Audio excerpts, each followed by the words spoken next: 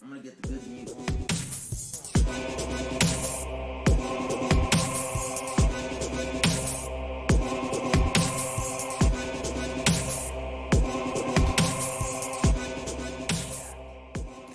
Hello and welcome to the Lopez Podcast. I'm Nathaniel Lopez, and with me today is Cord.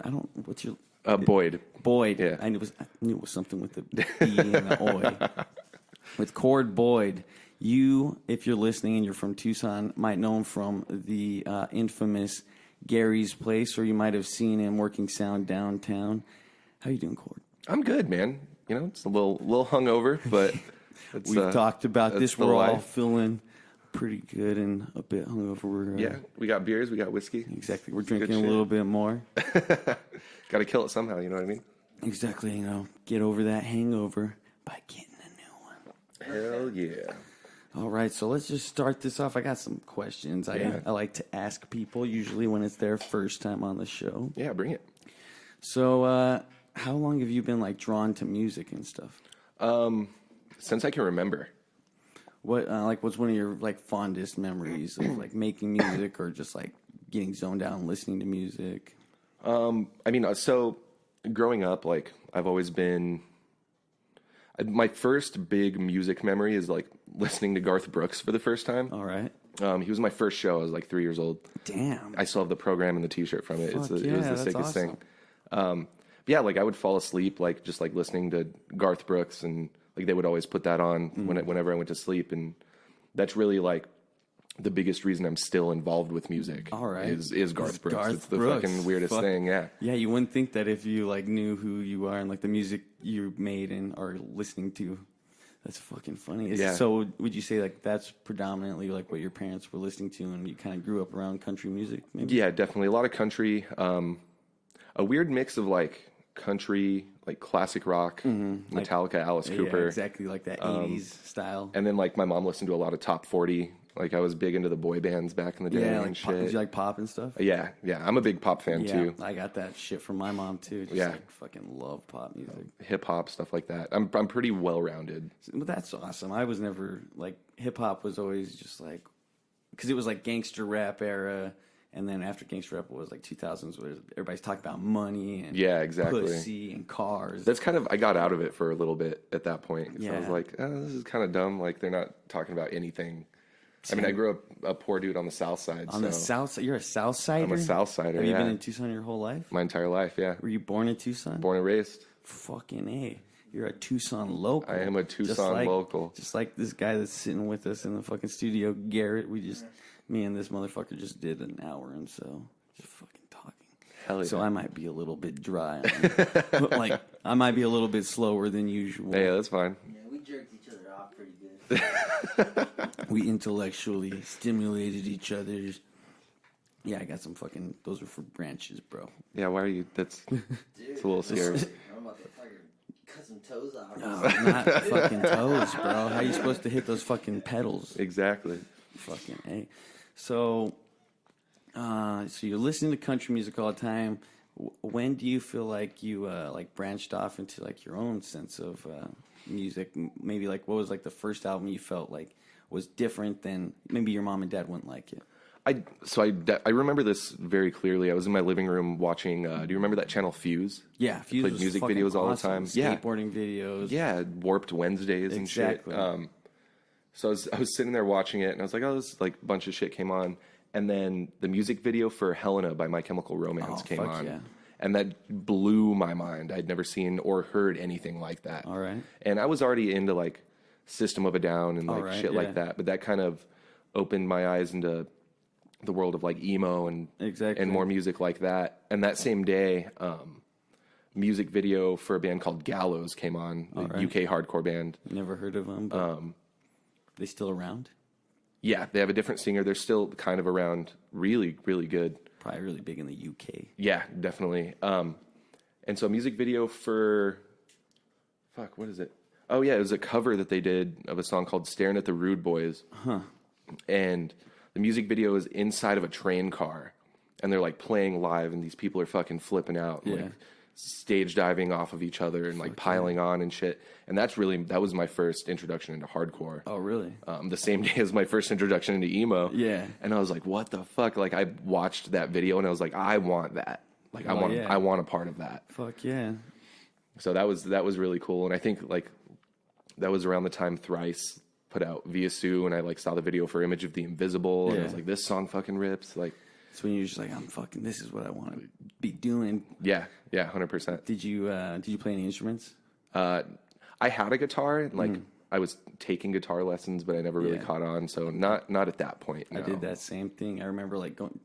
Do you ever remember? I don't know. You guys are probably like too far down, but there was a place called Beaver's Bandbox. Oh, I remember. I got my first saxophone from Beaver's. Like way in the fuck up there. You played saxophone? For like 3 months. What, yeah. in school? Yeah, like fifth grade band. I did that in fifth grade too. I think it was either fifth or like sixth grade.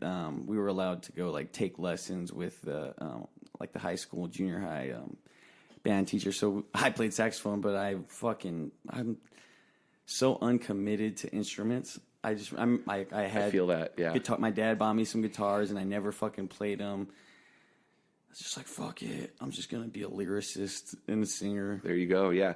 I'm just so bad at sitting down and practicing. Exactly. And I've heard someone Efren gave me some good advice. He said, you can't like force yourself to practice. You gotta have fun with it, and you gotta want it. Exactly. And I think that's a big part of me. Like, I don't want to just sit there by myself and fucking play the bass. Exactly. You know? I want to like jump around and fucking throw my bass around and just be play with people. A band or a group of people and just learn together. Exactly. Yeah. Sometimes I just let YouTube run and I'll just play anything that pops up. That must be nice. I don't have that fucking kind of stuff. The first 5 seconds, and then you figure it out. It'll be alright. I don't got the finger strength. No, I don't got the My fingers are weak. I can only hold the microphone. I have like medium-sized hands, so going around a guitar neck is fucking weird. Same here. I'm just like stretching. Like, I can. So you know how to play bass, though, right? Yeah. When did you learn how to play the bass? I learned how to. I kind of just got thrown into it. Just like, hey, we need you to play bass. Me and one of my homies had a podcast for a while called Stop the Show. Stop the Show. And we were in high school, and it was really just us talking shit about pop culture. All right. And people we went to high school with. Yeah. It was a comedy podcast. The talking shit on people we went to high school with kind of backfired a little bit. Oh, because everybody that you went to high school, they all listened to it. They're like, yeah. oh, what's this kid doing? Yeah, and we had a disclaimer like, hey, don't take anything that we talk about in this podcast like, we're seriously. Just fucking around. Yeah. We would just drink beers and fucking talk shit. Exactly. That's awesome. We were both in the same kind of music. Like at that point, I was listening to a lot of indie rock. And metalcore. Metalcore was very prominent. I was like, what was this, like 2014 maybe? No, this was like 2009, 2010. Damn, how old were you around then? I was like 16, 17. Okay, so I was like fucking like 13, 14. How old are you? I'm 26. 26, I'm 23. So okay, we're 3 years apart. I was like, I had a weird mix of like being super into Asking Alexandria and Dinosaur Jr. or like Jawbreaker and shit like that. Oh, so those are like more indie bands? Dinosaur Jr. is definitely like a psychedelic indie rock, stoner rock kind of thing. Jawbreaker kind of fits into like the emo grunge kind of thing. But we were both listening to that kind of music. And he was like, yo, I want to start a band. So I borrowed a bass from my friend. Fuck yeah. And we bought some drums, and one of my friends played drums. I played bass, and Morgan was really fucking good at the guitar. He's just shredding. Yeah. Like, you got to teach me something. Yeah, so he had a bunch of songs written, and I just figured out how to play them. Hell yeah. Dude, you're like, okay, I'm going to get it. Not so shitty. Yeah, that's actually how I met Garrett. Our like first show was back with in the Hot Chicks. Back in the Hot Chicks. The OG lineup of the Hot Chicks. Fucking A. Yeah. Like playing at Scrappy's back in the day. Way back. Yeah. Fucking A. Yeah, I remember I met Garrett way back in the day. We were the only ones partying. Yeah, that was a thing. That's how fucking shit went down with FWF. We did all those beer runs, and no one was drinking. Except for us, man. We were just like, well, I guess we got some extra beer. Yeah. That was the last Gentleman Scumbags thing. Oh, shit. Yeah, so our first name was the Gentleman Scumbags. Gentleman Scumbags. Terrible name. That's not bad. God awful name. We changed it to No Radio. Those are both cool names. Like, what year was it? Like 2009? I could fucking see those being band That names. was like, 2010, 11. Yeah, those are totally band names in that time. Everybody was wearing I Love Boobies bracelets. Gentlemen Scumbags, that's legendary. That was a thing, yeah. Yeah, we put out like one EP as a Gentleman Scumbags. And it was, like, our logo was like a fucking, like a penguin with like a X over it or some shit like that. It was a weird thing. Trip. Yeah. It's probably what the Hot Chicks ripped off. They probably ripped off. They're like, we got something better. Let's make a Waba Goose. A Waba Goose. Yo, it's original, man. Oh, those were the days back in Scrappy's, drinking in the parking lot, smoking cigarettes. How many shows? How many shows did you guys play as a Gentleman Scumbags? Like, what was your first show like? The first show was weird. I think I remember it. It was like us, the Hot Chicks, Cariad. Fucking Cariad. And I can't remember what other band was on that, but yeah, we just got thrown on it. Like, I remember I went to high school with the girl that booked at Scrappy's, and I just messaged her one day, and I was like, hey, I have this band, we're ready to... No, it was Renee. I just messaged her one day, and I was like, hey, we're ready, I have this band, we're ready to play shows, can you throw us on anything? And she's like, I have this date. I'm like, cool, fuck it, let's do it. Fuck yeah. We didn't know anybody that was playing. I knew the people that were at Scrappy's because I went to high school with a bunch of them. I was trying to date one of them. And we just went in there and rolled up. Our podcast had done a couple live shows at Scrappy's. Oh shit! Okay. During Broken End Stereo shows. So would you guys like podcast before the show started, or? Yeah, before, and then we would live stream the show. All right. Which was super, like, that wasn't a thing back then. Yeah, exactly.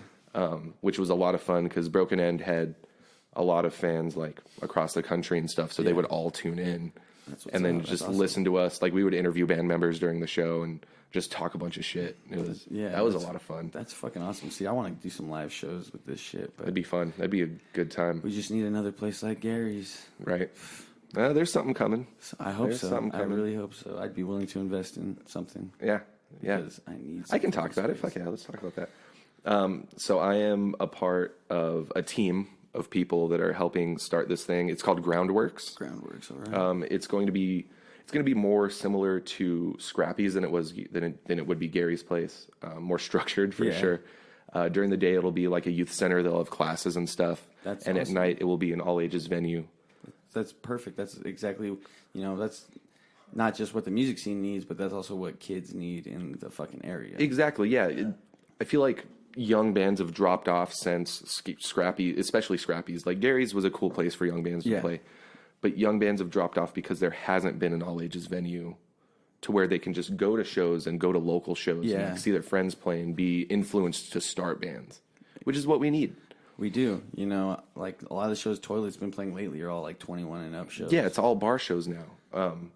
Which, is not bad, but at the same time, it's like... And I mean, The Rock was kind of cool for that, but... The Rock also sucked dick at the same time. Yeah, 100%. Remember all those battles of the bands that were just good God. Okay, you got a ticket from this band, cool, go put it in there.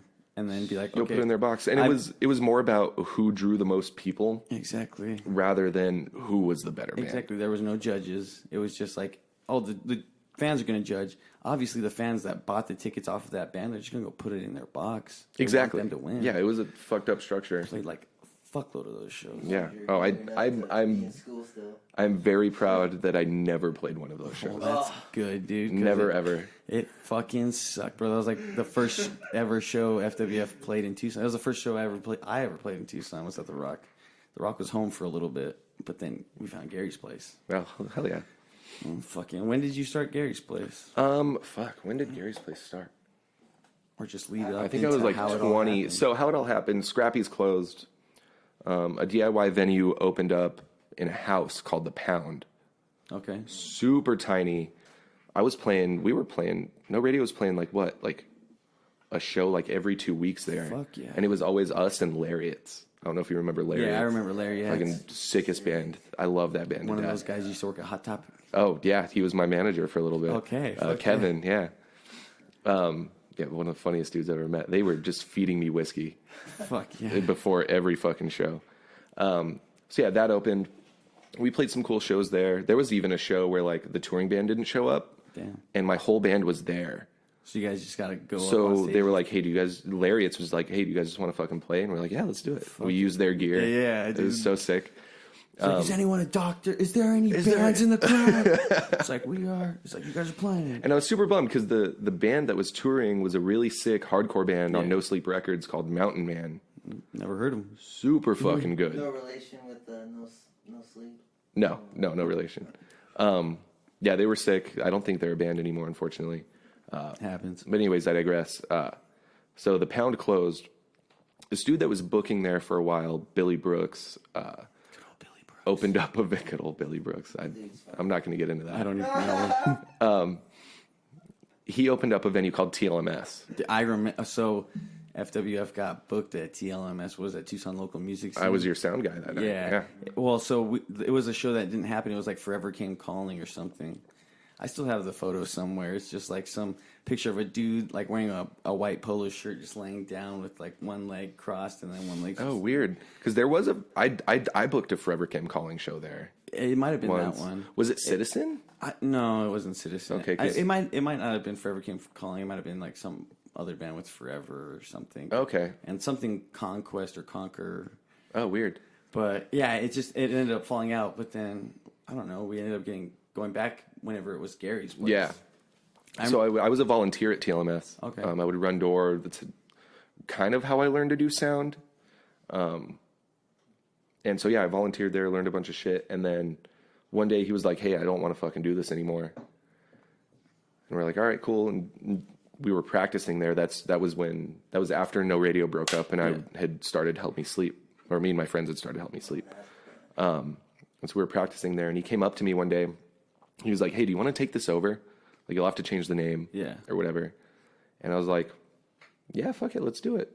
So me and my bandmates originally started the venue, and then they kind of just like fell out of it. They didn't really want to do it or whatever.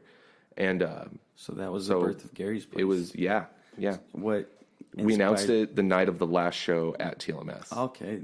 It's like, this place, next show is going to be at, did you guys have the name already? Yeah, we had the name. What inspired you guys to call it Gary's Place? So I gave so many fucking fake stories over the years about the Gary's Place name. And we're all listening, ready for I know, right? The truth. So the real story is real fucking dumb. When I was in Help Me Sleep, a couple of the dudes went to like the van store at the mall, and there was this dude, Gary, that was working apparently. And he was really bad at his job. So I guess it's like coworkers were talking shit about him. Yeah.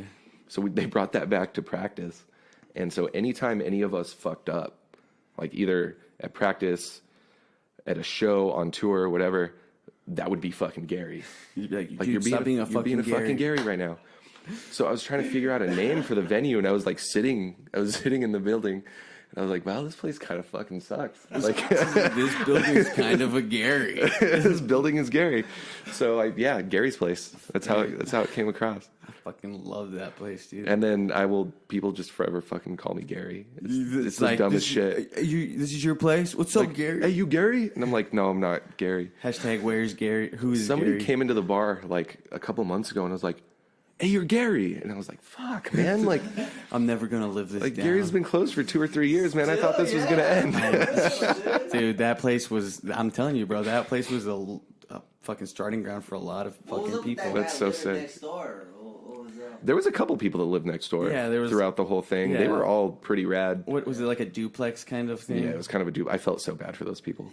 So did they live there? Yeah. That was their house? There was like a fucking apartment. It was like a studio apartment in there. Jesus. I'd partied in there a couple times. They were cool, though? No, they were, for the most part, they were really cool. They're just like, stay off my lawn. The first dude that moved in there he was like the nephew of the landlord. Okay. And I ended up, like,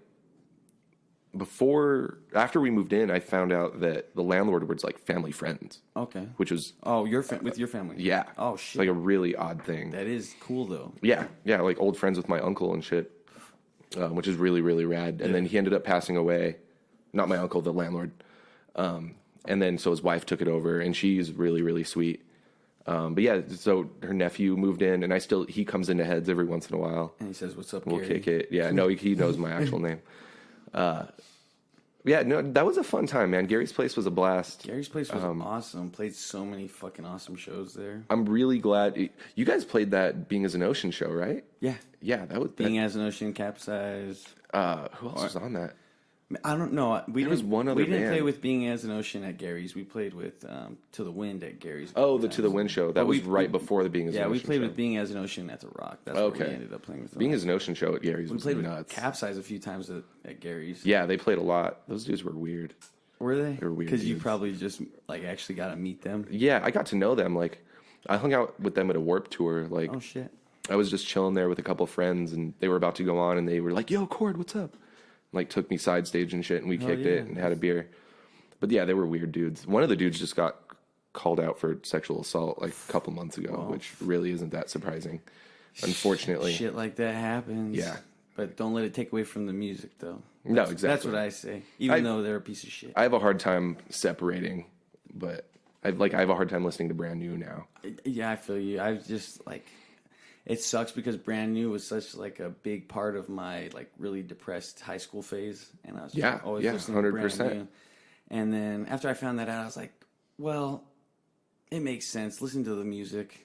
I make jokes because Brand New will come on at work every once in a while, and yeah, I'm just like, yo, it's just a piece of shit. Yeah. And we'll just talk shit about him. But I still love the music, and it's so hard not to. I remember I saw, me and my wife and our friends saw Brand New whenever they were on tour with Circus Survive. I was at that show Yeah. at the Marquee. Yep. So I went to that show too. And I remember I was talking to my brother-in-law, and he was just like, yeah, I heard the vocalist's just kind of a piece of shit because, like, my friend went to go shake his hand, and he just, like, kind of blew him off and walked away. That's weird because one of my friends, we were drinking before the show on Mill, and one of my friends ran into him and his wife, and they were super nice. Oh, it's probably because he was around his wife. Yeah, more than likely.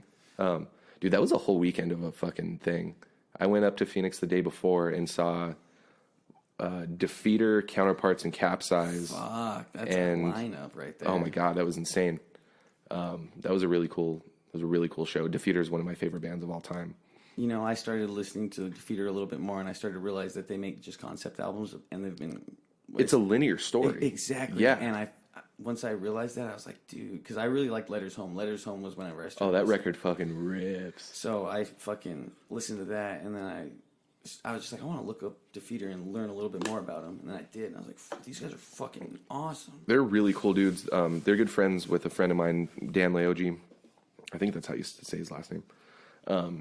So I got to meet them and hang out with them, and they're the nicest fucking people. Fuck yeah. And every time they come to Arizona, like, Dan will be like, "Yo, what's up, Cord?" and give me a hug. They're fucking sweethearts. Fuck yeah. So you may who would you say was probably like the biggest band at the time to roll through Gary's? At least with like the most following. Really good to question. where it brought like so many people to where you kind of like were probably a little bit above capacity. Bones. Bones? Oh, there's two shows. Bones is one of them. Bones was like at one point the biggest show we had. LA rapper. I've never heard of it. But I didn't even know you guys threw some rap shows there. Actually, the first show that Lil Peep and Ghostmane ever played was at Gary's? Was at Gary's Place. Holy shit! Yeah, I guess it only makes sense that Lil Peep died in. Yeah, that was a Tucson. weird thing because he was homies of homies at that point, and so Yeah. that was a weird thing. That was a trip. That and Get a Grip, Sex Prisoner, Gate Creeper. I was at that show. That show was nuts. Yeah. When Gate Creeper went on, their guitar player Eric. There was so many motherfuckers. Yeah, it was fucking uncomfortably packed in that room. There was like 200 people inside, which if you can imagine, that's fucking gnarly. that building was, for the people that never went to Gary's Place, that building was fucking small. I was thinking maybe the capacity was like probably like at most like super packed 100, but 200 people. 150 was our real capacity, like our capacity. Yeah. Legally, capacity was probably like 75. I was thinking Like, somewhere the low. band shit was getting Or fucked up. 12. Like they were getting The all band was knocked being around, imposed on you by- know, But so they were Gate Creeper playing goes like, I'm on. just trying to stand here, man. Gate Creeper goes on, and I'm sitting on top of one of the speakers, and Eric fucking hands me this giant, like, inflatable dolphin. So they start, and I put it between my legs, and I just jumped and fucking yeah. rode that shit around the room. Packed ass room. There's a video on the internet of that somewhere. Gotta I'm get that sure. on YouTube I somewhere. know. It's fucking sick. That's fucking awesome. That might be my favorite Gary's Place memory. I was fucking drunk. Gary's place was gnarly. We played so many good shows at Gary's place. I remember looking up at the roof and there was just like holes in the roof. Oh yeah. What? Like guitars? Guitars? Guitars. People just like fucking throw their guitar out. Capsize did that once actually. Crowd surfing and punching. Yeah, that was a thing. I remember one time before our show, we were just chilling outside smoking, and then everyone was just like, "Dude, try and punch a hole through the roof." And I fucking jumped up during our set, and I punched up. It was like pretty much did a Mario punch. Punched up at the roof. Did not give way at all. Did not have enough force or momentum. It fucking hurt my hand. But dude, Gary's place. There was one day I fucking walked in. There was a show that I couldn't be there for. And I walked in, I went by the bathroom, and there was like a hole in the wall with blood. Oh my God. I was like, what the fuck happened? What happened last night? Oh, that bathroom, bro. That bathroom is a whole thing in and of itself. Yeah, dude. My wife has stories about that bathroom. Oh, I'm sure. At one point, there was half a door. At one point, there wasn't a door.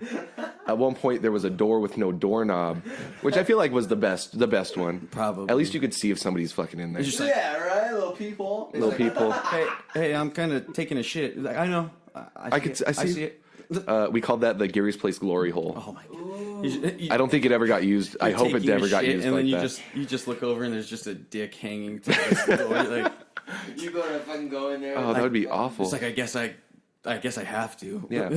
Hey, we always had soap in the bathroom though. Soap and toilet paper. Sometimes I remember going there. Sometimes it's like, good thing I don't gotta take a shit. And then we always kept toilet paper in the closet though. It's like, hey, can someone get? There's a band playing, so nobody can fucking hear you. Someone get Gary. I need some toilet paper. Flag through the glory hole. Like toilet paper. Toilet paper flag. Jesus. Throwing a sock out there. Like, yo. Yeah. Oh man, rest in peace, Gary's Rest in peace, Gary's place. That yeah, place I'll drink to that. Hell yeah, I'll drink to that too. You can have another beer if you want. G. Yeah. Thanks, pal. Oh. My last one. I'm trying to work on. Yeah, that's fair. Yeah, Aren't we all? You've said that like 100 times now. Shut up. Fuck you, Gary. You threw up in my car. On my car. There's just water. Yeah. In and on? No, when it was whenever, because he was throwing up outside of it. Warning. I was like, no, he did. He was just like, you need to pull over. I'm going to throw up right now. And then I was just like, hold on, I need to find it. I was on River almost to Oracle, and I was just like, just hold on, man. I need to just find a good spot to pull over. I don't want to just pull over and then be kind of in the road. So I pulled over, and he was already throwing up outside the window onto my car. Fucking hilarious, because I saw him through the window. And then I pulled over. He was throwing up more, and then he's just like, I need to get out of here. So he opened the door, and it was when he opened the door. Did he fall out? I really hope he fell out. No, fell out. He actually had balance. I mean, he was graceful in his throw up. Yeah. Because he showed up at my place. Like, I saw Garrett naked today. Yeah, dude. I'm really surprised I've never seen Garrett naked. This is a weird thing. Yeah. Garrett, Garrett's probably seen me naked. You do seem like you would get naked a lot more. I do like to get naked. Yeah, back in those no radio gentleman scumbags days, I was naked like 85% of the time. Those are like my biggest. We did beer runs, dude. I'm pretty sure that's why they have cameras and that's why they have those screens. Would you guys do beer runs from like bars? No, we weren't old enough to go to bars at that point. We were still in fucking high school. Yeah, we fucking. What year did you graduate? 2011. 11? All right. Yeah. So I was like a freshman. And Garrett graduated. How old are you, Garrett? 26. Yeah, so we're the same age. All right, yeah. My class was a 10. A 10. You were a class of 10. I was part of them. Yeah, yeah, because you went to Pueblo, right? I went to a bunch of shitty schools. Oh, that's fair. Yeah. Where'd you go to school? Sunnyside. Sunnyside. How was that? They have a great wrestling program. I know they have a fantastic wrestling program. It was cool, man. Like, I was very involved in high school. Did you do any sports? I played tennis. Tennis? Oh, yeah. shit. Yeah, actually, I eventually coached tennis after high school. Great legs. Hey, thank you. Thank you. Yeah, you do have the tennis player physique. Yeah, other than this beer belly right here, but it's a retired tennis. It's a retired tennis player. Yeah. It's like, I used to play tennis. Let's go to the court. I'll show you. I used to play tennis. I actually play every Thursday. I'll probably end up playing tonight. That's fucking awesome. As long as I'm not drunk or hungover. You're not too drunk. Hit the one in the middle. I've played drunk, though. It's a thing. It's fine. That's how you get better at playing drunk. Yeah. You just play drunk. You just play drunk, yeah. Same with skating. Is it like ping pong? No, not even a little bit. Okay. I'm terrible. I'm good at tennis. I'm terrible at ping pong. Huh. That's interesting. It's a weird thing. But is it like the same concept where you have to like the ball has to hit on your side and then you hit it? Yeah. Okay, so it's well, no, you can hit it in the air though. Oh, okay. Yeah. As long as it doesn't go out of bounds. It only bounces once. Yeah, only bounces Okay. once. Yeah, so I was super involved. I played tennis. I was a big part of the audiovisual program. That's awesome. There. That's cool that your school had that. Yeah, it was super sick. We had a television news program, which was my original passion. What did you do in it? Like, I was on air talent. I did a lot of the sports stuff. I would like travel with the football team and like film highlights and like edit highlight videos. So did your school like play these like things in the morning, like during the morning announcements? Yeah. That's fucking awesome. Yeah, so it was cool. And I went to college for journalism. That's awesome. And then fell into music and that's how it goes. Fucking dropped out. Yeah, I'm right there with college you. College is a scam anyways. Dude. Kevin Smith taught me that. It was so because I was like I originally whenever I graduated I had like a 2-year scholarship to this local college near San Manuel, and I was going for business because I was going to try and open up my clothing company. Yeah. And then I didn't know there were colleges near San Manuel. Yeah, it's CAC, which is Central Arizona College. Okay. They've got different campuses everywhere, and they've got one over in Aravaipa, which is literally between like all these small towns. So I went to school there because like I signed this contract in 8th grade that if I kept like a certain grade point average in high school, I could get 2 free years there. And I went there for like a year and a half, and then I just like I stopped taking my class. I just stopped giving a shit about these classes. I didn't like accounting classes. Like it was just like sounds awful. I'm terrible at math. Yeah, and the thing is like accounting is not terrible math. It's like you just got to know terms, and then if you can add those terms to certain columns. And it's just it sounds like a lot. Yeah, it was just beginner accounting. And I was like, so I would just like cheat off my wife. Yeah, she was like, because she went to school and she just decided she didn't know what she was doing, so she just started taking all the same classes as me. But that was just that was that. And then I lost my scholarship. Ended up going back to school at Pima for film, and I'm like I have maybe 6 more credits I need, and then I got a degree. I didn't know you did film stuff. That's tight. Yeah. Well, lately I haven't been, but. Do you edit on Final Cut? I've edited on what is it, Adobe? Adobe Premiere? Yeah, dude, no. Adobe is fucking hard. Yeah, so everything Adobe puts out is so hard to work on. Yeah, it's all about just like learning it and fucking getting these like because there's like ways you can just be like, oh, all you gotta do is this. Be like, it's all hotkeys. Exactly, yeah. And I was like, dude, I had to like go through like 4 layers of things for this shit. But I just edit on iMovie and stuff. Interesting, like, yeah. I do really simple editing. I haven't got to the point where I'm like wanting to do like crazy visual effects or anything. Yeah. Well, yeah, that'd be like After Effects and shit, which is a whole different animal. And I'm at that point where I want to just find someone that knows how to do it and then kind of have them teach me a little bit and then just get the program. Right now, I'm running everything off of a fucking like little laptop right here. I actually need to plug this bitch in. It's a Woody though. What do you mean it's a it's a cool case. I got a cool little case on it, but yeah, I'm running everything off this little computer, and for like until like a couple days ago, I only had 3 gigabytes of space to run off of. Jesus Christ. Yeah, and I did a 3-hour podcast with one of my friends, and I lost it. Lost 3 hours of good content. There's a cup of piss right there that he peed into, and then I convinced him to drink some of it on the thing. We lost all of it. Oh no! Except for just like this little segment. You should have had video on that, man. That would have been great. Yeah, Cork can drink some. I need internet. I don't have internet at this house. Oh shit! It's like so fucked up. This place is it's a strange. You're pretty far north. Well, I'm from San Manuel, so it's like this is pretty far from San Manuel because I still got to drive all the way down to San Manuel to fucking go band practice. Jesus Christ! Well, so Efren moved up here, and Efren was living in these apartments over here, and then he got a house. So Efren was literally my next door neighbor, and I would just walk next door, and we would have band practice. Fucking cool as shit. But he moved back to San Manuel? He moved back to San Manuel to save up money because his wife just had a kid. So. Oh yeah, that's right. Yeah, that's super sick. They're just trying to. Hey, congrats, Efren. Yeah, Efren, if you're listening to this, I know you're not, but if you're ever listening to this in the future, Gary says fuck you. Gary says. But yeah, I fucking.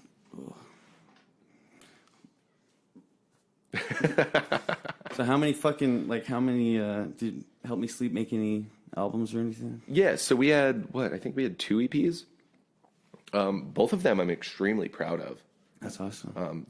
They're good tunes. They're cool. Very like, if you listen to like Basement and Balance and Composure, you'll probably be pretty into it.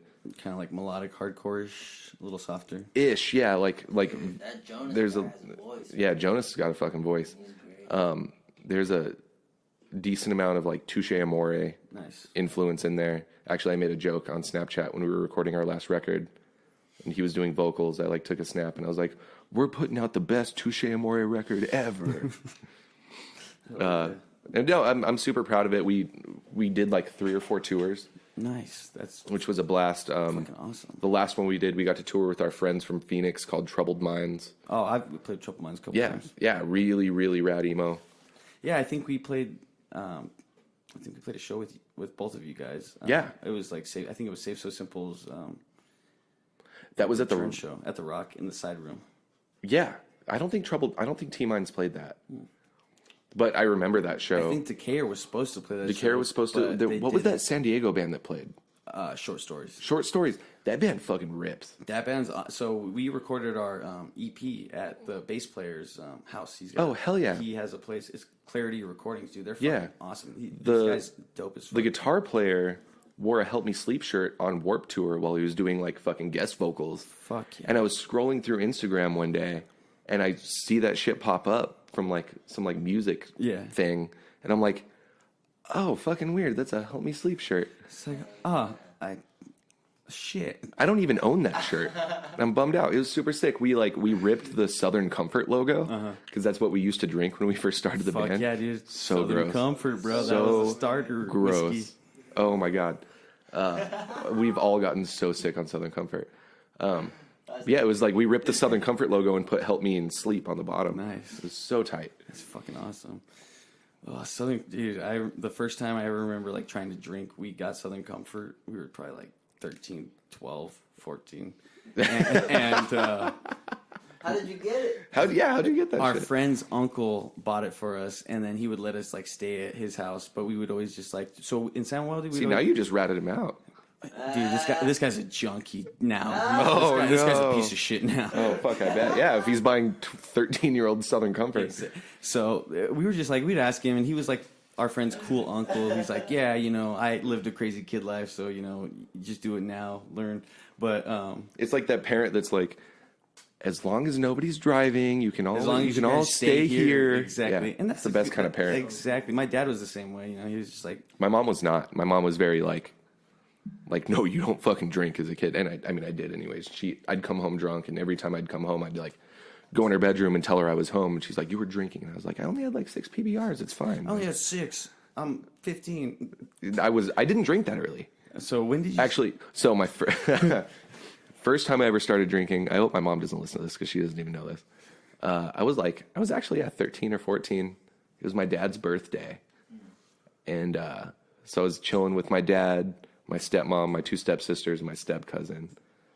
And my dad's like, hey, Cordy, you want to take a shot? Fuck. I'm like, yeah, fuck it. Let's do it. Let's go. Yeah, a whole ass shot. I think it was a double shot of the awful. I think it was vodka. It was like Grey Goose. Oh my goodness. That was my introduction. I think they limited me to 3 shots, which is, as a 13-year-old, that's still a lot. Never drank. Yeah, that's never drank. Oh my goodness. Dinner time's at 6. Yeah. So yeah, I took like 3 shots, and then they went to sleep, and my stepsisters were like, hey, you want a beer? And I'm like, fuck yeah, let's drink a beer. 3 shots and a beer at 13? I think I'd like 2 or 3 beers. I was pretty drunk. It was a fun time. Hell yeah, dude. That was a good birthday party. Fucking hey, that's pretty gnarly. Just like in their apartment. It was sick. The first time I ever... That's also the first time I smoked weed. Oh, got to tie those together. That's pretty cool, Partying, actually. Cord. Huh? Partying. You know. Oh, yeah. I live that Andrew WK life, man. You're wearing all white. Wearing, not all white, but... What are you wearing, khakis? Black pants? Black shorts. Fucking first time I ever got... He looks good. First time I ever got really drunk, it was like, I was in 8th grade, going into my 9th grade years this summer, going into my 9th grade year. And my older brother, his girlfriend, now his wife at the time, she graduated, so we were partying at my parents' house, and they bought me a bunch of fucking alcohol. And I remember drinking like a 6-pack of Mike's because I didn't like beer. And I was like, I don't want to drink. I was like, I don't want to drink this fucking Malibu and Hawaiian Punch. Oh, dude, Malibu rips. Nowadays, I feel really guilty about saying it. that because I pour people like Malibu and pineapple at work, and I'm like, oh, this is whack. That's like if you're light drinking. But like, yeah, Malibu rips. It's like, I'm just going to drink a little bit, feel good, not get wasted. I'm going to drink some Malibu. But like, so I didn't want the Malibu and Hawaiian Punch, and then they weren't even 21 at the time. So fucking, they got someone to come buy them beers. They got me a 6-pack of Mike's, and I remember drinking. They're like, if you don't fucking finish this 6-pack of Mike's, you're gonna have to pay for it. I was like, I don't got any money. Yeah, so I had already been drinking, and so I didn't finish it. There was one left, but I remember just falling on the floor. They picked me up, and I was in we were at my parents' house, and we were in the backyard. Yeah, and my dad didn't know that I was out there, so they transferred me into like 3 different cars. We ended up in our alley, and I just remember like taking a shit in the alley, and one of my brother's friend was just like holding me as I was leaning over. What did you wipe with? My older brother brought me a towel. Oh, I wiped no. my ass with the towel. Did you leave it in the alley? I guess so. I really hope so. And then they fucking just put me in bed. I woke up the next morning. I looked down. I didn't have any pants on. There was shit on the back of my legs, and I thought, oh, okay, this is from shitting in the alley. I was like, that makes sense.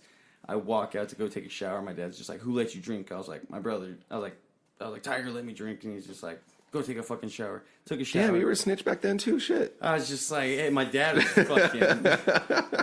a fucking tough looking fucker. I was terrified of my dad. I had that respectful. No, that's fear. fair. Yeah.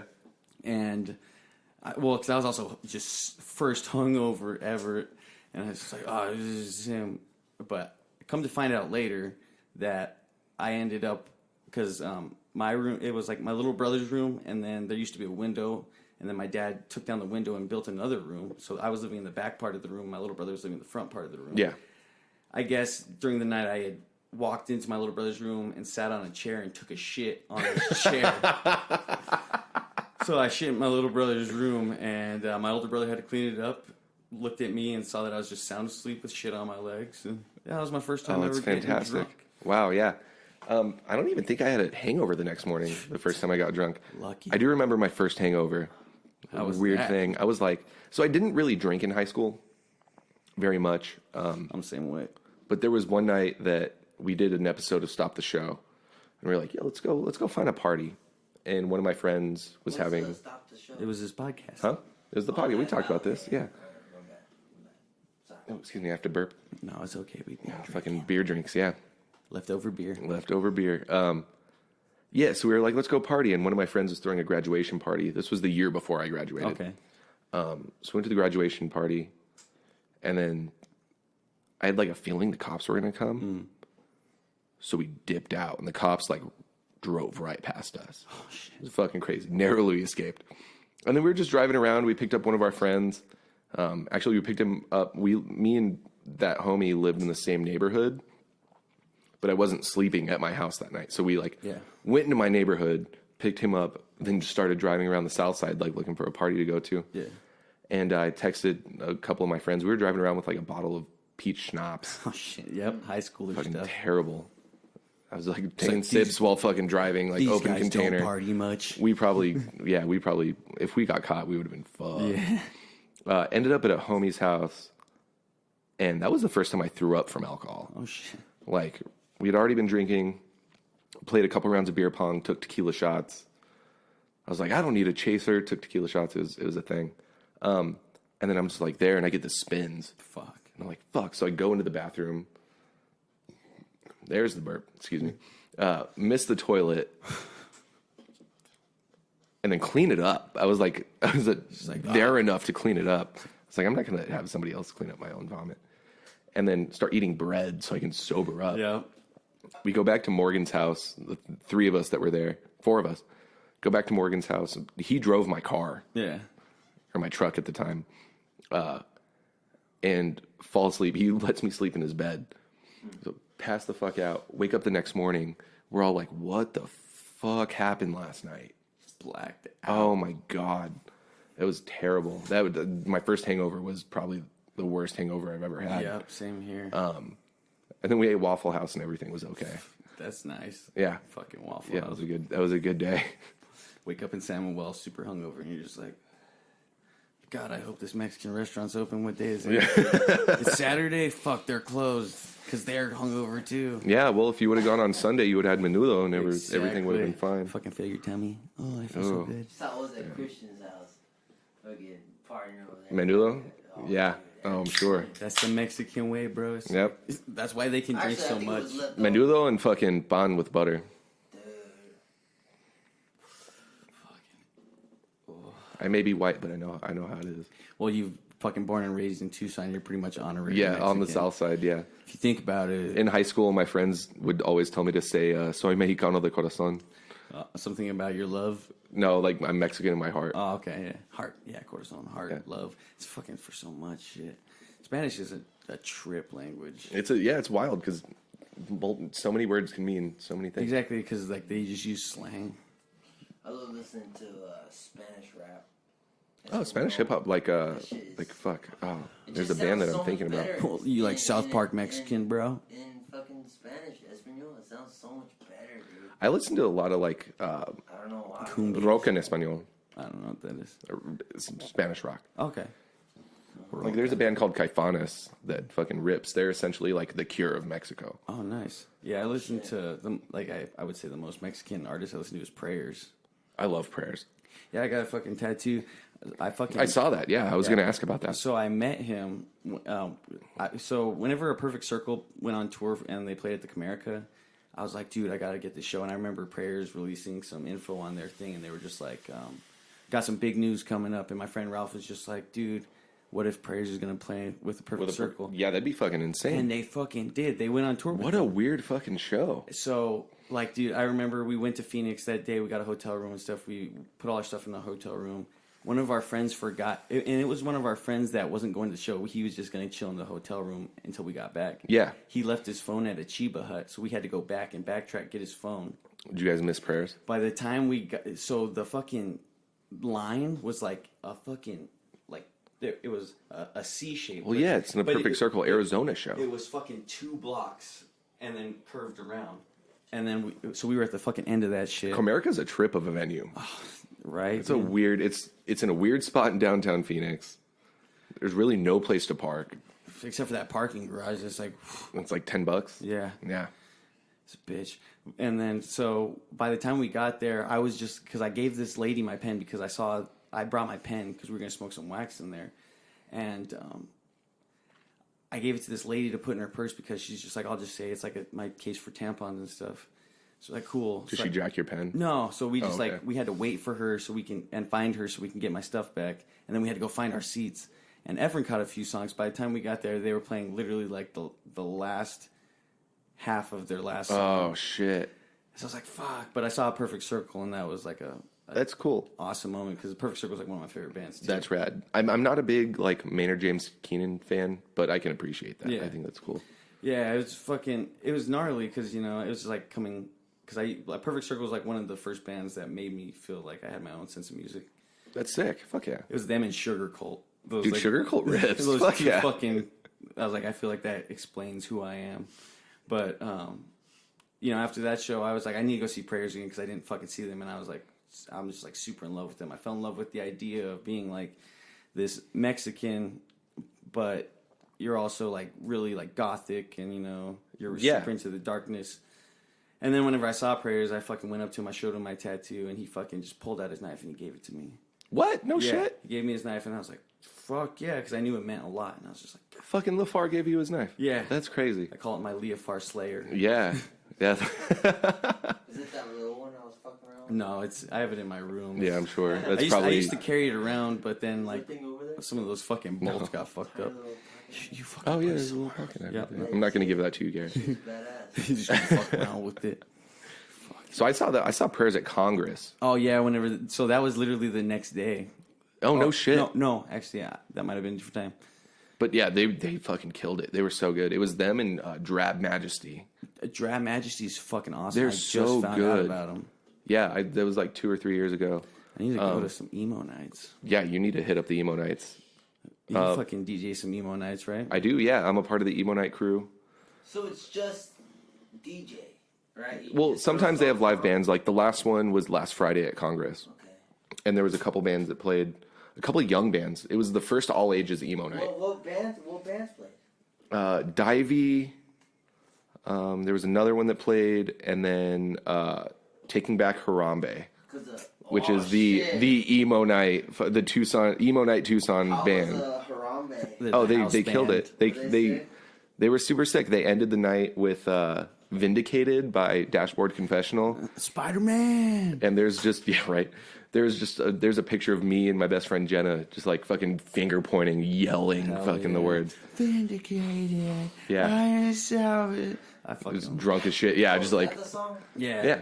That song reminds me of just being like fucking 9, maybe 10 years old. Fucking crazy. Watching Spider-Man 3. I think it was on like Spider-Man 1, wasn't it? No, I think it was Spider-Man 3. Who knows? It was on one of those Spider-Man. Yeah, it was Spider-Man 3 because I remember when I first saw Spider-Man 3, it was Cinco de Mayo that year. Oh, shit. And I went with my best friend and her sister and her mom to the drive-in. I've never been to a drive-in. Oh man, yeah, you missed the drive-in. It was sick. Is there no drive-in in Tucson? There's anymore? not anymore. No. There's none anywhere anymore. No. Are they still up? They were up for a long time. The fucking.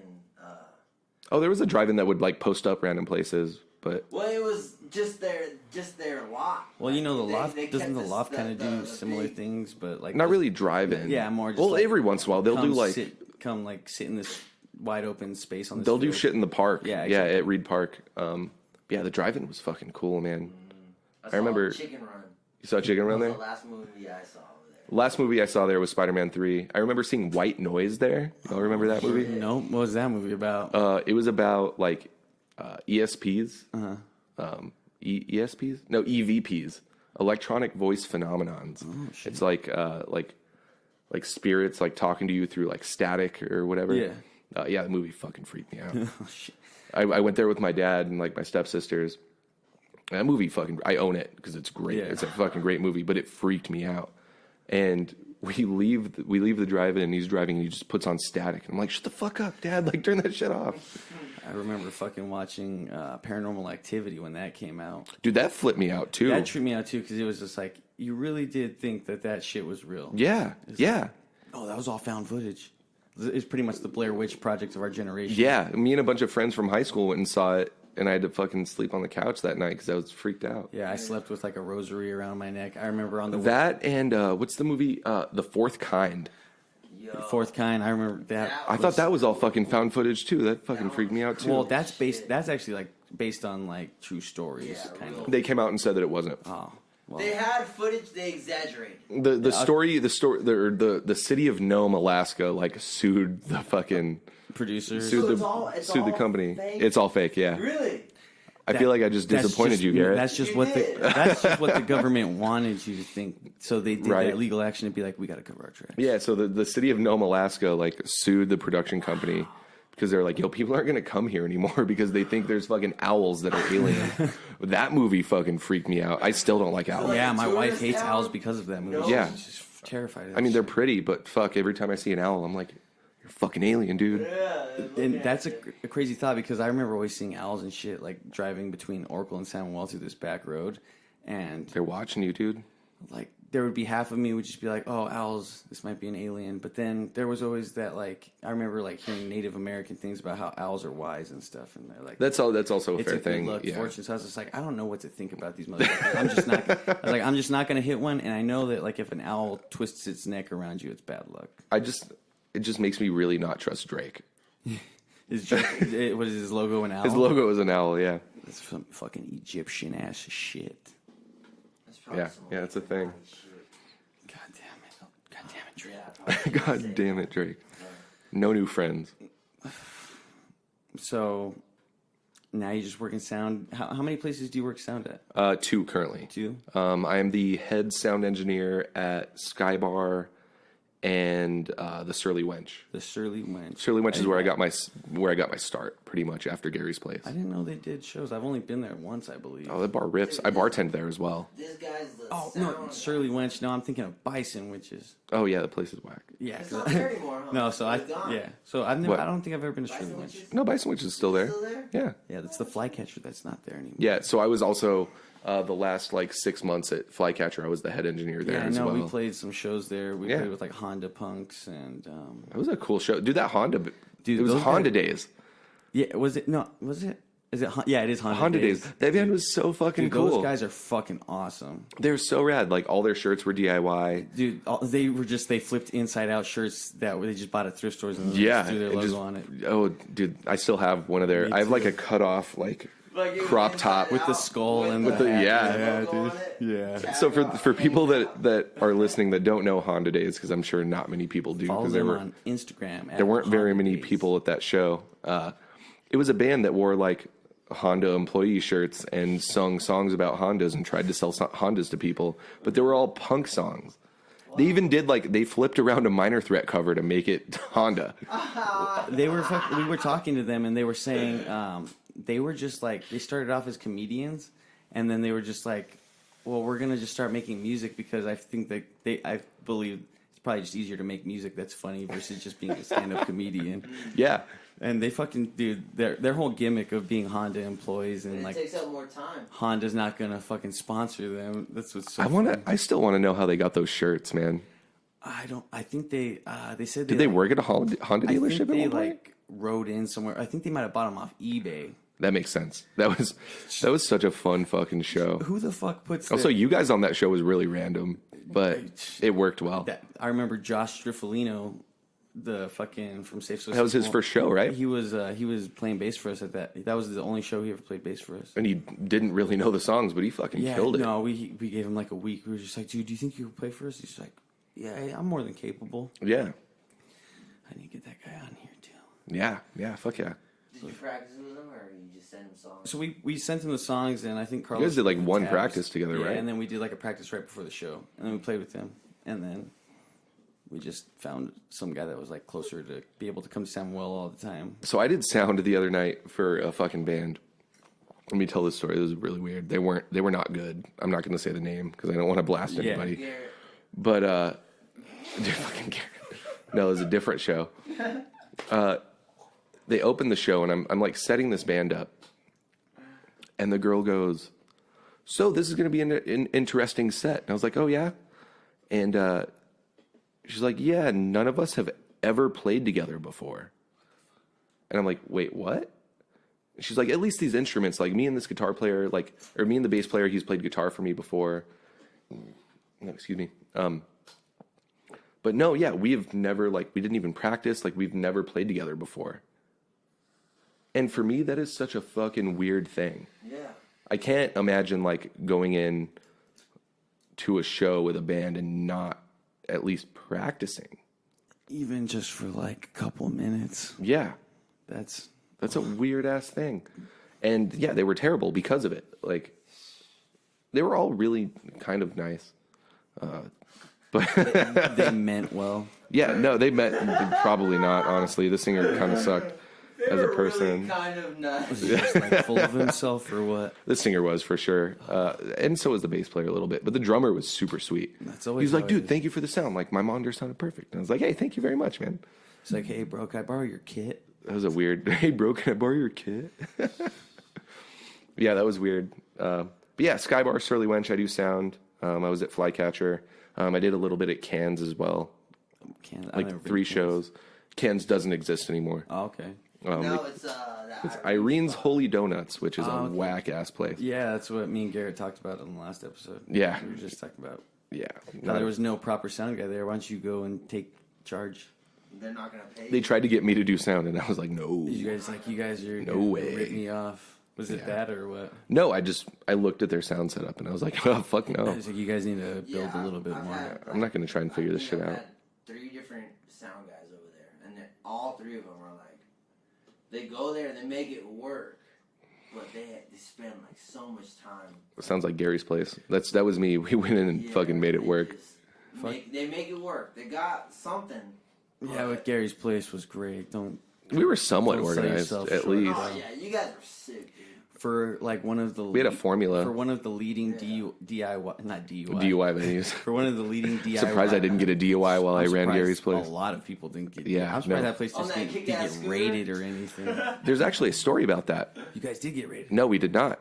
There was a show and the band was loading in. What show was it? Fuck. Oh, I can't remember. But the bands were loading in, and there was a cop like that had stopped his car outside. Yeah. So I just walked up to the car and I was like, "Hey, what's up, man? I see you like looking at us. Like everything good?" He was like, "Yeah, what do you guys do here?" And I was like, "Oh, we're just we have shows like bands play." He's like, "Oh, do you guys sell alcohol?" And I was like, "No, we don't allow alcohol inside," which was somewhat strict. I mean, I fucking drank inside every night. Slid through there. You guys did pretty good. Yeah, we did all right. Respected that. Unless it was not everyone. Shit. And unless it was a Lariat's show, like we really didn't allow booze inside unless you were like a volunteer staff. No, Lariat's we let people drink inside for Lariat's show. Yeah. So the cop was like, "All right, cool. Yeah, I was just wondering, like my nephew's playing here in next week." Shit. Oh wow. And I was like, "Oh, cool. Yeah, hell yeah." He was like, "Yeah, I just want to make sure it's a cool place." I was like, "Yeah, like we watch out, we take care of everybody. It's a thing. Like we're a community." He was like, "Oh, that's really cool. I know a bunch of cops that like ride the beat in this area. I'll let them know to like not bother you guys and like watch out." And I'm like, hell yeah. I'm not a big cop fan. Well, I don't know who is now. No, not many people are. But that was really cool. So we never got bothered. If you're on the good, you see, if you're not making trouble and the cop's not presenting trouble, then there should be. Well, and it also really helped that I was a white dude. Oh, of course. That's my white privilege was showing very heavily there. That's why you were the one that walked out there. Yeah, definitely. Who else ran Gary's with you? I know Oscar did. Yeah, Oscar, who's one of my best friends. He lives in New York now. Yeah, I know. He ran Gary. Is he out there permanently? He's out there permanently. I know him very faintly. Good for him. Yeah, I'm Oscar. sure he does not know me. I brought Oscar in about 6 months into Gary's place because I was at that point running it by myself and being extremely overwhelmed. Yeah, and we worked together at TLMS. He was pretty much running TLMS at one point. Okay. So I was like, "Oscar, like, please come in and do this shit." So yeah, we worked together for the rest of like the 2 years that Gary's lasted after that, and it was great. It was super weird though, because if I couldn't run a show, he would run a show, and if he couldn't run a show, I would run a show. So then you guys get in this pattern of like not. We never saw each other. Yeah, we never saw each other. I mean, but that's probably what kept that place running at max performance. Yeah. So neither of us got burnt out, which was very nice. But I was still like ridden with anxiety whenever I couldn't be there. Yeah, dude. Because some people would get crazy at Gary's, bro. Oh yeah, for sure. And we had like a rotating like thing of volunteers, which was really cool. Yeah. A lot of people stepped up and like would run door, and mostly promoters, huh? Yeah, we went to outside promoters. Like there was Victor that would book shows sometimes. Fucking Victor. And then Mantooth would book shows. I remember. Didn't Mantooth ended up? No, not Mantooth. I'm thinking of like Crooked Tooth Rick. It's that one fucking thing before I died. Oh yeah, I forgot about that. That was a thing. Yeah. Anyway. Yeah, Mantooth, K&Z Promotions would book some shows there. Yeah, it was a fun time. It was. Those were always good shows. I'm glad it ended when it did. Yeah, probably before it got maybe worse. I don't think it would have gotten worse. Me and Oscar were getting burnt out, and we were going to end it in the next March. Yeah. Anyways. And so like I was drinking so much back then. Yeah. Man, it was really bad. That's like, what younger people do. Yeah. Like when I have a space to do it, I did it. Exactly. We would buy, we were a dry venue in quotation marks, but like anybody that worked there could drink inside really. And, we would buy like a 12-pack of Pabst and like a bottle of Popov vodka. The drinks of choice. Gary's. And like, Gary's drink. And like it would be gone by the end of the night. Yeah. We were drinking most of it. We would share with homies in the parking lot. Yeah, but when you share, it's always fucking. But yeah, a lot faster. We drank a lot. It was really bad because I would get super drunk, and then I had a scooter at that point. That was a scooter everybody always saw outside. The red one. Blue. Red? It was silver and blue. Dang, I must be tripping. Yeah, right. So yeah, I would like we would fucking drink all night at Gary's, and then show would end, we'd clean up, and I'd go to fucking a bar on 4th Avenue and keep drinking, and then drive home. The other side of Gary that no one saw. Yeah, no, it was really bad. And so Gary's closing was actually really healthy. Probably a really healthy thing for me. Take a break for a while. Yeah. You know, I feel you because I didn't even go to shows for a while. Well, I feel you because I was like, you know, being from Samuel, we never really like were in the music scene unless we were playing shows. We'd only go really watch shows when we played them. We'd try and stay for all the bands. Yeah, which is a great thing to do. But like the only time we ever like there would be a few times where we would go out of town to go see local bands because it's just like, hey, can you take us to a show? And then we'd have to throw in some fucking gas money. And for being kids that have no money at all, you know, it would just be fucking tough. So we didn't really go to local shows so much in Tucson, which kind of disconnected us from the scene. But that's what was cool. I could see that, yeah. And that's what was cool about Gary's place because Gary's was cool. We were able to, you know, we would just chill by our vehicle and we'd like smoke in the van and stuff. We'd just drink in like that little corner. Oh, yeah. But then, you know, we'd never go inside and like light up. I remember... I've had to kick people out for smoking weed. I had to kick someone out one night for smoking a cigarette inside. That's like... I'm like, how dumb are you? Yeah, it's like, you're going to burn motherfuckers. It's like, you don't even smoke cigarettes in your own house, bro. It's just gross and disrespectful. Yeah, why would you just fucking smoke in here? It's like, how old are you? Are you 15? There was one show where it was a hip-hop show. I think it was the Bones show, actually, where I walked in. I was like walking around, making sure no one was doing anything dumb. And this dude was smoking a blunt. And I'm like, hey, dude, like, you got to take that outside. Like, I was very nice about it. He was like, oh, it's not mine. And I was like, I don't care. It's like, well, give it to whoever it is. Tell them they got to take it outside. No, and then he passed it to somebody else, and they hit it. And I was like, I just snatched it out of his hand and walked out the front door and fucking flicked it. Dang. I was like, I don't even know. Like, it's like, I don't know what's in here. Not here. Well, you know, that's respect. You know, there's this one song, and it's pretty much talking about how, you know, if you don't understand how to respect someone else's area and their rules, you should get fucking smacked in the face. No, 100%. Luckily, I don't think we ever had any fights at Gary's place. Unless it was Hiroshima Defects beating the shit out of each other. Yeah, well, I think they only played Gary's once. I don't know. I think and they didn't beat the shit out of each other at that show. I'm pretty sure they did. I think it was that show. Was it? Was I not there? I probably wasn't there. I think Oscar was probably working. Hopped over his drum set and he's no. kicking the shit. It was I thought no. That was at the Rat Trap. I'm pretty sure. No, they did. Dude, it was just like they were full of those gimmicks. Because I remember at Cisco's birthday party, Cyrus was just like slicing himself up with a razor blade. Fuck. That was the last show. Besmirchers ass shit. Yeah, he was. That was the last show. I remember when we left Gary's place. There was still Lenny Mental's blood on the wall.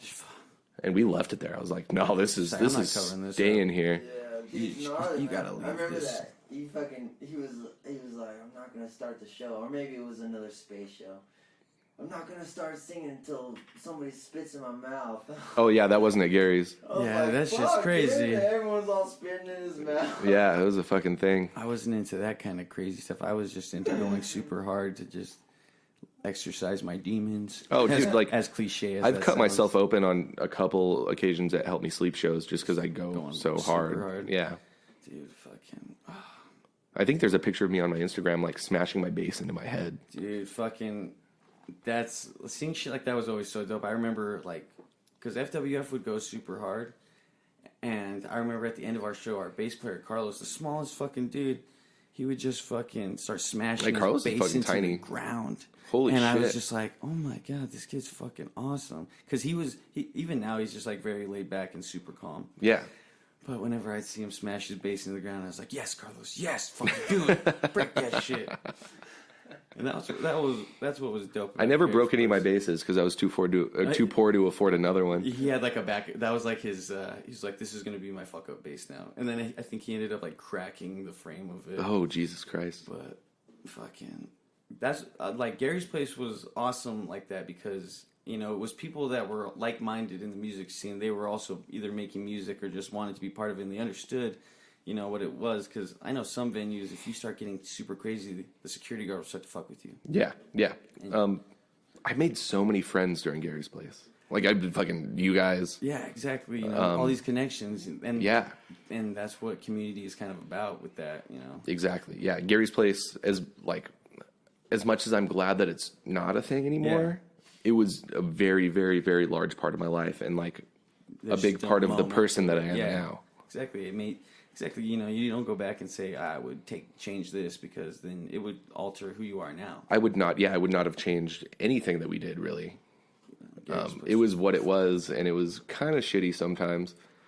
It was stressful. Yeah, there were those moments. Microphones would shock you. The grounding in that building was terrible. We're fucking learning. You know, I've been shocked by microphones too. Oh, it's a thing. Microphones would shock people at Flycatcher. Dude, yeah. You know? Yeah, it's a thing. I only played a Flycatcher like twice, so I never got the chance. Same here. Yeah, I think it was mostly guitar players. Like, people, like, the grounding is bad, so, like... Oh, they're running so much fucking power. Yeah. Dude, I used to, like... Whenever FWF would play at Space for, like... whenever Harmon Productions was around. Dude... All right, let me spill some tea real quick. That dude was the only... I don't even know why he did it, but he left a 1-star review on the Gary's Place Facebook page. Starting a rivalry. I fucking guess, man. Space versus Gary's. He booked a couple shows there, and they were kind of whack, but maybe that's why. Yeah, I don't know, man. That was a weird thing. I like remember looking at the Facebook page and be like, all right, cool, you're not really doing anything. I don't think I've ever seen that guy at Gary's Place. You never saw Dave? No, I saw him a couple times. Well, I always saw Dave yeah, exactly. That's what I'm talking about. He never went. You know, yeah, he was only at Space. He was there like twice. Yeah. I think so. It was very unjustified for him to give us a 1-star review. I'm still a little petty over it. Yeah. Oh, shit happens, bro. It's my baby, dude. You don't fuck with my baby. I feel you. People talk shit. Oh yeah. I remember I used to get caught up on like fucking like on people message like some dude whose Facebook name was like Jake Hits Bongs. I remember he messaged us and said Jake Hits Bongs. Yeah, he just messaged us and he was just talking mad shit about FWF, and I was like, I wrote out this like very thought out and articulate message, and then now that I look at it with retrospect, I'm like, what a fucking waste of time. That guy was laughing at me because I was thinking so much about this shit. Yeah. But now it's just like whatever. It's like I do my own shit now. Exactly. I think that's Well, it's a part of growing up too. Exactly. Just learning to forget the bullshit, or just like not even care about the bullshit. Exactly. Yeah. That's what you got to do to get by. You know, you don't want to get caught up in drama's fucking stupid and fucking hide yourself away. Whenever you're in high school, how did like people look at you in high school? What kind of like kid were you? I had like a bunch of phases in high school. Like I went into high school and I was like kind of like the scene kind of deal. Yeah. Hair. I did have long hair for a long time, but that's later on in high school. Did you have like the devil's lock? No, never did the devil's lock. I mean, I hung out with like all the metal kids a lot. All right, yeah. But I was also like, since I was so involved in things, like I had friends in different cliques. Okay. So I could really go to whatever clique. I actually, like a lot of people knew. My senior year in the yearbook, I got what was it? Most outgoing. Oh shit. That's what's up. Which people, if people know me, they can probably attest to that. I'm sure. Well, even I could say that, and I didn't know anybody that you went to school with. Yeah, exactly. So yeah, I mean, I had a lot of fun in high school. Like I knew a lot of different people in different cliques. Like hung out with the football players, and I fucking hung out with the goth kids. Yeah, and, so I never really fit into just one clique, which was I feel like is a better thing. Oh yeah, well and then you start to talk about how you got a wide variety in music. And exactly. And then it explains it all. You're just an open person. Yeah, yeah. I mean, that's especially as a sound engineer, that's how it has to be. Exactly, because you're not going to just work fucking. I'm not just going to work metal shows or. And if you are, you're going to obviously wear some leather vests with some spikes on them. Oh, I wish, man. I wish I had a fucking cut, but. I remember playing a show back at was it Patty's Pub down on La Cañada or La Choy or no clue what that is. I don't know. It's just some metal bar, I guess. That's sick. Is it still around? Yeah, I think it's I don't know if it's Patty's Pub or it's something Patty's, I believe. And FWF played a show there. We were with some Iron Maiden cover band. Do you remember the band D2D? Yeah. It was Izzy's him and his dad's band. So we played there, and I remember there's a video on YouTube of this lady walking up to us, this drunk lady. She's like wearing like these white leather pants and a white leather jacket. Holy shit! And she's like wrinkly faced. The most Canadian tuxedo, or no, that's denim. And she's fucking like dyed blonde hair. She's got like angel bites on her lips. She's old as fuck, and she's just like, play some Puddle of Mud. Oh no! And I was just like, unfortunately, we can't play any Puddle of Mud because it would get a little bit blurry. And then she's just like, that's why they toured the whole world. And then she came and got up in my face, and I screamed in her face while we were playing. Oh, Jesus Christ! But that's just like that bar sounds awesome. The sound guy, that was the point I was getting to. The sound guy was like this guy, this older, like probably 50 years old, ponytail, receding hairline. That's the uniform, dude. Black pants. Long sleeve, and then a vest with some fucking spikes on it. Oh, he probably had a motorcycle outside. He probably had a fucking like shitty Kia Sorento. He's just like, don't worry, it's my fiance's car. We've been engaged for 7 years. I don't know if I'm going to tie the knot or anything. And if we do, she's going to be wearing all black, and we're going to come down to some Dio song. Either that or something off of Waking the Fallen by Avenged Sevenfold. Jesus Christ. It's a great record. Oh my God, Avenged Sevenfold, Five Finger Death Punch. I mush those two bands. I mush those two bands as like the same band. Yeah, I could see that now. Dude, old Avenged Sevenfold is so good though. I was never a fan. I was like, the last good record they had was City of Evil. I wouldn't know it. So good, man. I actually, this is a funny topic. Before I came here, I had a song off of that record stuck in my head this morning. Shit. I like that, the Heavens song. I don't know what it's called, but it's like, na na na na na na na na na na. Yeah, no clue. Not a No, fucking, no Avenged clue. Sevenfold? It's like, Or Five Finger Death Punch. It could be either, really. Also, dude, back in the day, like when Five Finger Death Punch started, they had a couple good songs. I mean, I admire them for marketing the way they do and their merch. Yeah, but they're all pieces of shit. I don't even know or care about that band, but you got to give them credit because they did get out there. Their merch, like these knockoff metalheads, just these young kids that don't know metal, be like wearing Avenged Sevenfold or Five Finger Death Punch. Yeah, shirts. And I will tell you, listen to one song by Five Finger Death Punch. Which one? Burn It Down. Burn It Down. That is the only Five Finger Death Punch song that I like, and it absolutely rips. I'll have to give it a check. I'm surprised they keep coming. There's still a bit. No, dude. Well, yeah, because fucking, are you kidding me? There's an Air Force base here. Everybody, Dude, exactly. It's military metal, bro. It's legit military metal. Is it Avenged Sevenfold or Five Finger Death Punch that has a song called Bad Company? Oh yeah, Five Finger Death Punch covered Bad Company by Bad Company. Yeah, so my older brother, he's in the military. He's just like, dude, I fucking love this song. It's like, you fucking Of would. course you He's do. like, you would love this song. God. I mean, the original isn't a bad song. Well, that was like, what, back in the 70s? Yeah. 60s? Fucking, that music's crazy. Maybe 80s even. The 80s was a wild time. Yeah. I remember it very well. We went through this. Yeah, we were here in the 80s, right? My mom was. I grew up listening to like remnants of the 80s. Like Fleetwood Mac and all that shit. Oh, fuck yeah. I mean, one of the coolest shows I went to was KLPX Fest. Okay. And it was, who played? War. Oh, shit. Eddie Money. Rat was supposed to play, but they dropped. Who? Rat. Never heard of them. They have like one song. They're like a one-hit wonder kind of band. A lot of 80s bands. Yeah, a lot of 80s bands like that. Great White played. Great White, never heard. Great White was really cool. They had a big controversy in the 90s. They played a small club in Connecticut, I think. And they had pyro, and they set the entire building on fire, shit. and like a bunch of people died. Very 80s. A bunch of people died. Yeah, Great White just played here. And then the headliners were Styx and REO Speedwagon. That sounds like a good show. That was so good. That was the day after like a Fall Ball or a Cafe Mayday. It was the day after the one that Muse and 30 Seconds to Mars played. Oh, dude, that was like 2000.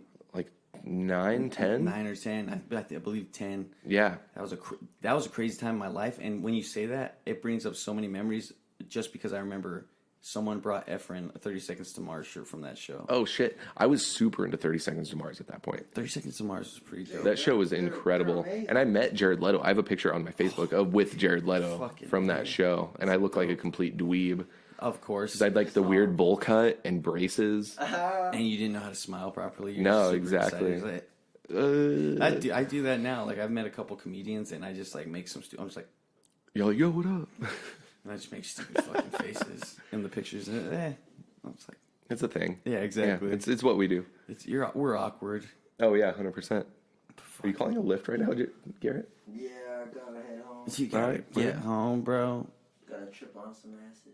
Oh jeez. Yeah. Keep it going, dude. He's been talking about it. Yep. Yeah. Fucking A, man. Well, I feel like we're at a good point. Yeah.